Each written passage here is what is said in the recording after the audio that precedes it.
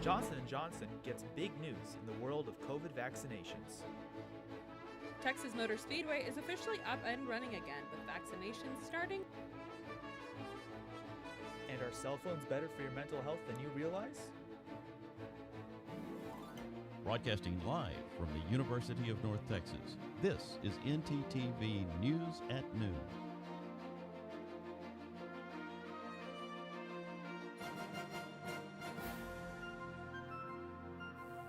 Thanks for joining us on ntTV News at Noon. I'm Jake Evans. And I'm Cami Farrell. Last week, Denton City Council members received a loan to assist with the damages related to Winter Storm Uri. Last night, members authorized the city's electrical utility to borrow up to $300 million. Denton Municipal Electric spent over $200 million last week to buy electricity from the Electric Reliability Council of Texas, which nearly exceeded DME's annual budget. Mayor Gerard Hudspeth said, quote, "Our staff is trying to keep our power on. I don't see anything wrong with having money to take care of our citizens."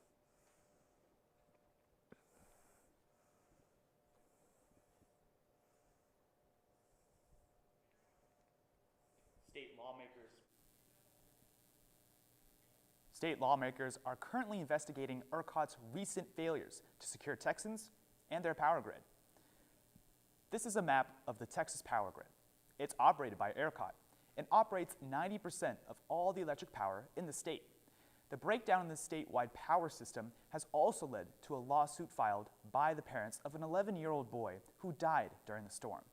The question now before Texas lawmakers is whether a new form of regulation and oversight might be needed to prevent such a disaster in the future. Dr. Matthew Eschbaugh Sona says the issues are very complicated.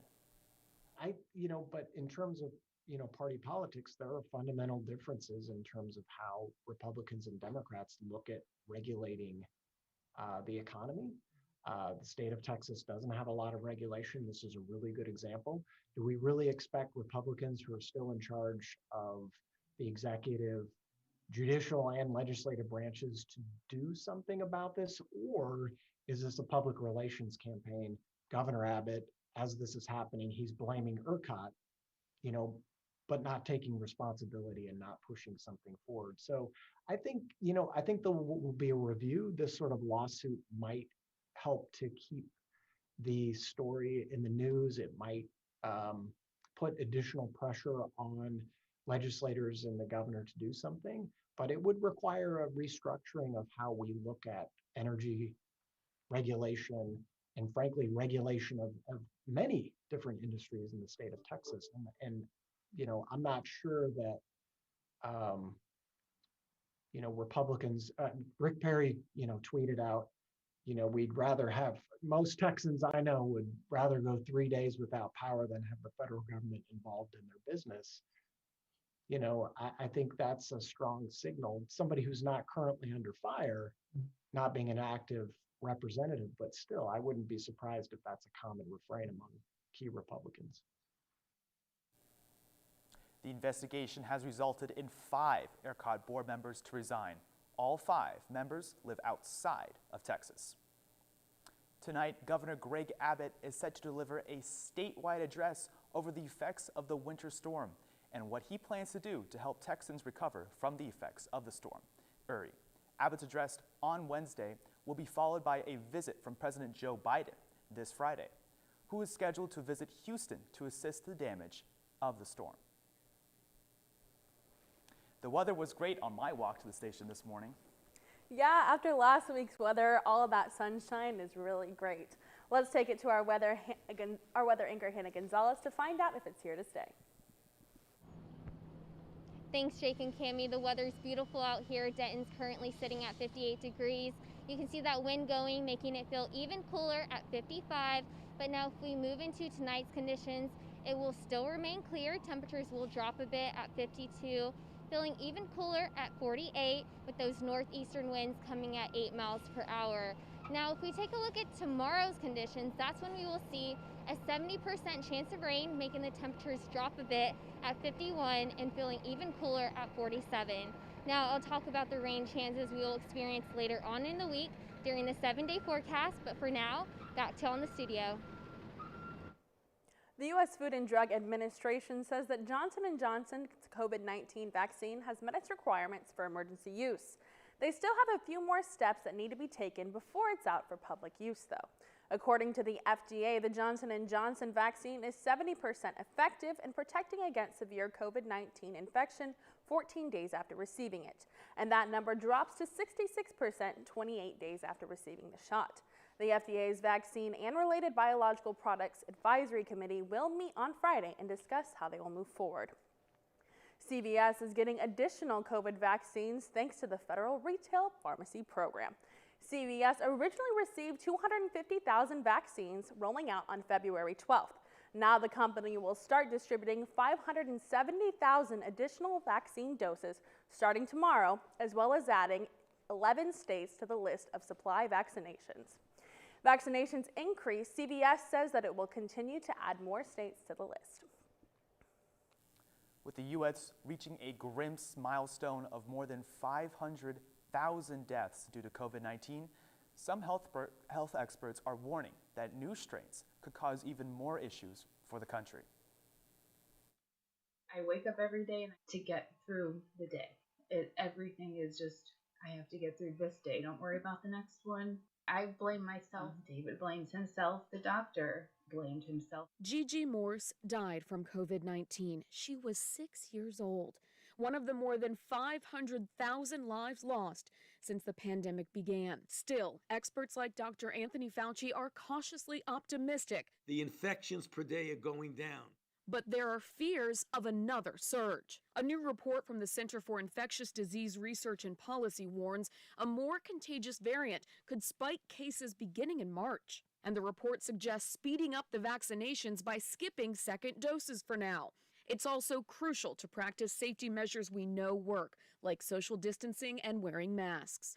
President Joe Biden says the government will probably start sending out masks in the mail. We can't pull back on that and get complacent. Complacency is what Houston Dr. Joseph Veron worries about too. This is COVID. This is what COVID looks inside the lung. He's worked every day for almost a year now. I'm exhausted, I'm tired.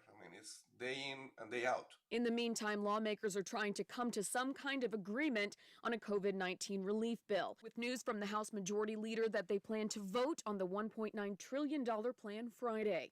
I'm Britt Conway reporting. Vaccinations are starting back up in Denton County this week. And a local artist beautifying our roadways after the break.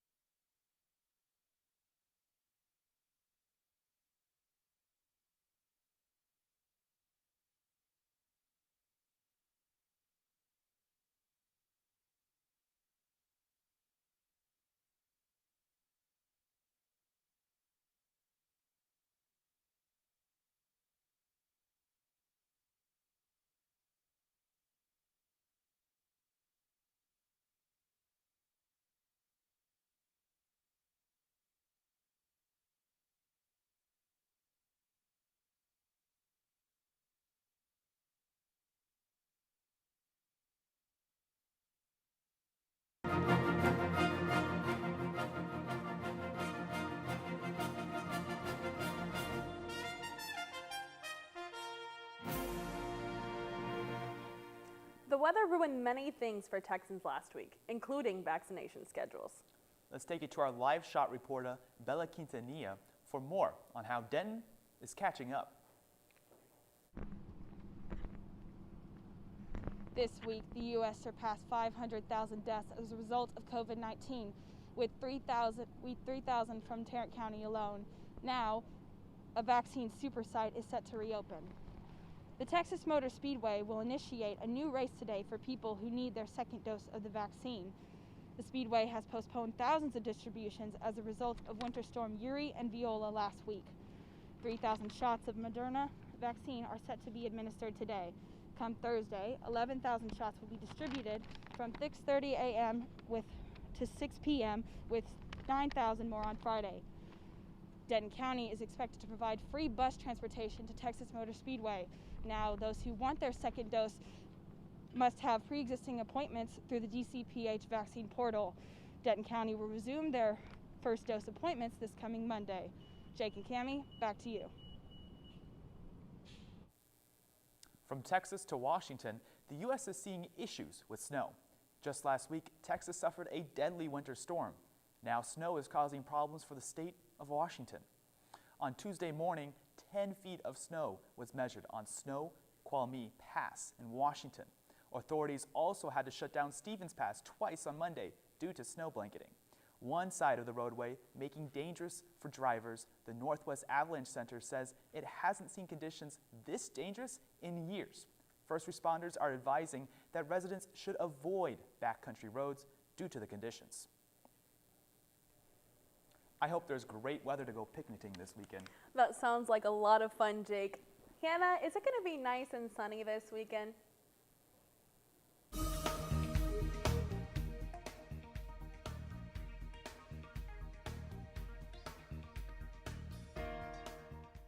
But then we have Bowie all the way at 56, Sulphur Springs at 70, and then Paris actually reaching 72. Now if we zoom out and look across the state, we can see a variety of different temperatures.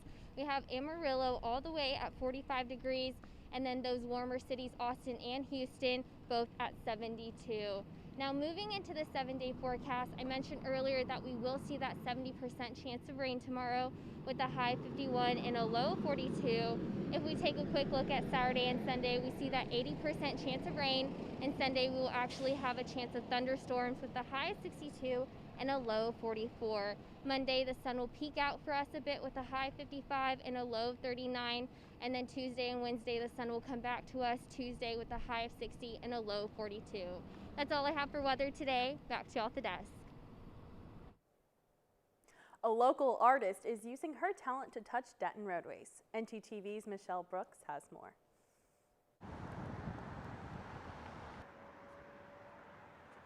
The Adopt a Vet program has been around since 1993, and Judy has been an adopter since we began.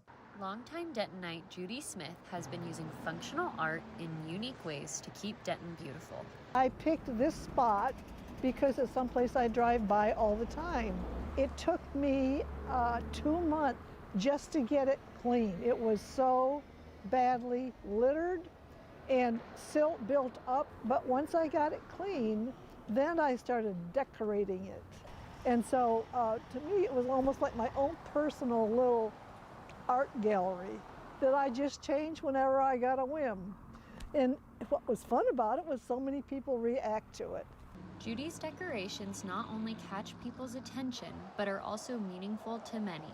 A little girl who died in 2011, after she died, her family came to me with her shoes and asked me if I would put her shoes on the wall because she loved to drive by and see the wall.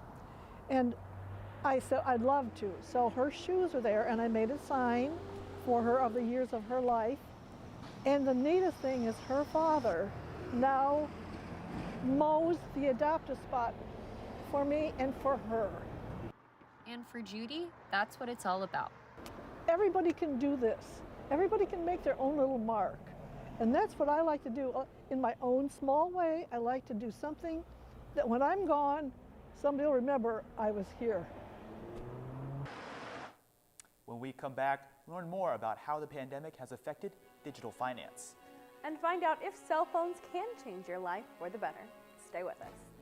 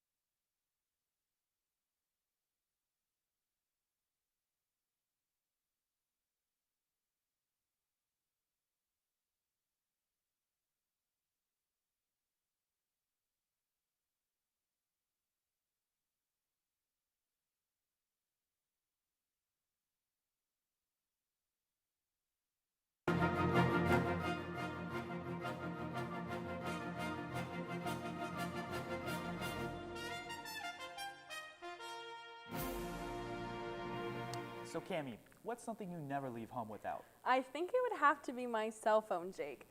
Let's take it to our segment anchor, Emily C., to find out why that might not be such a bad thing.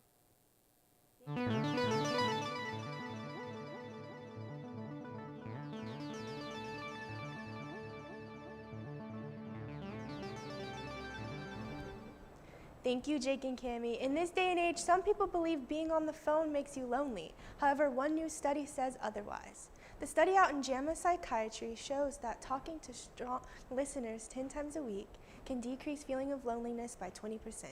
It also can decrease feelings of depression and anxiety up to 30%. Jake and Cami, my parents are always making fun of me for being on my phone. Clearly, I am making the best choice. Thanks, Emily.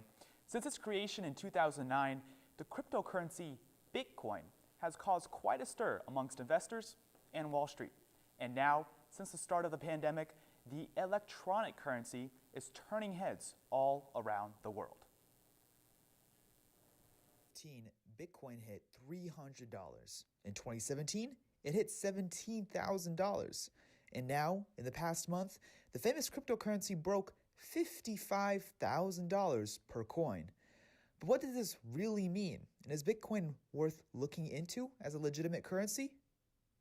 Bitcoin had a perfect storm right now. That's Ed Moya, a senior market analyst for Oanda Corporation, a foreign exchange company that specializes in all things stocks and currencies. You have relentless retail demand that keeps coming in, and we're starting to get lots more larger institutional players endorsing the crypto environment. Cryptocurrencies like Bitcoin increase in value more so when they are used in the economy rather than being bought and sold for regular US dollars or euros in the stock market. That's why Bitcoin's recent rise in popularity as a currency with brands such as Tesla, PayPal, and Square has increased its value. But what has caused this popularity? Ed Moya says, whether it's BlackRock announcing that they're going to consider having cryptos as one of their offerings, or Morgan Stanley or BNY Mellon, you're just getting every day, it just seems, some major financial institution that's saying we're ready to jump on the crypto bandwagon. And because Bitcoin has a finite supply, right now there's just so much demand, you're getting a squeeze here. For more information about Bitcoin and cryptocurrency trends, check out the U.S. Department of Treasury's website. Last week's storm really threw a wrench in the Mavericks season. Cammie. No kidding, Jake, but at least our volleyball and softball team killed it. When we return, Jennifer Holberg will give us an update. Right, Jennifer? I most certainly will. Plus, the Mavericks put on quite a show against the Boston Celtics last night after a series of struggles. I'll have all of that and more after the break.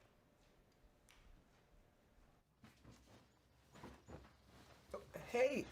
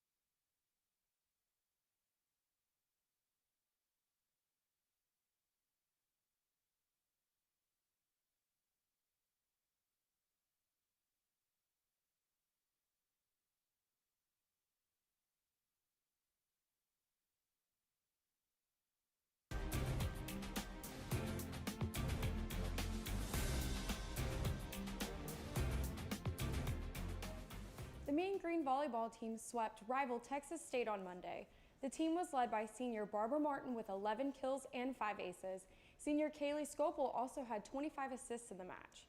UNT played well defensively against the Bobcats with 12 blocks as a team and 41 digs. The Mean Green will travel to Waco this Friday to take on the Baylor Bears. Yesterday, the UNT softball team opened their first home game with a win against Abilene Christian. The Mean Green ended up run-ruling the Wildcats, ending the game in the 5th inning. UNT hit 3 home runs in the game, and freshman pitcher Janie Worthington had a no-hitter into the 5th inning for her first career start. If you didn't get a chance to watch yesterday's game, the Mean Green will start their North Texas Invitational Tournament this Friday against Incarnate Word. To follow along, the games will be streamed on CUSA.TV. The Dallas Mavericks won a thrilling close game over the Boston Celtics last night. The Mavericks were without big men Kristaps Porzingis and Maxi Kleber last night, but that didn't seem to affect them at all. The Celtics trailed by 11 with 3 minutes left before pulling it within 1, but could not hold off Luka Doncic. Luka hit 2 clutch threes, one in the last seconds, to secure the win for the Mavs. He led the team with 31 points and was 6 of 8 from the three-point line. The Dallas Mavericks start a 3-game road trip this Thursday against the Philadelphia 76ers. The golfing legend Tiger Woods is awake and responsive after undergoing emergency surgery Tuesday morning. Woods was traveling down a steep, winding road where he crossed the median, causing his vehicle to flip, forcing him to be cut and pried out. He is now left with a rod, screws, and pins in his right leg following his surgery.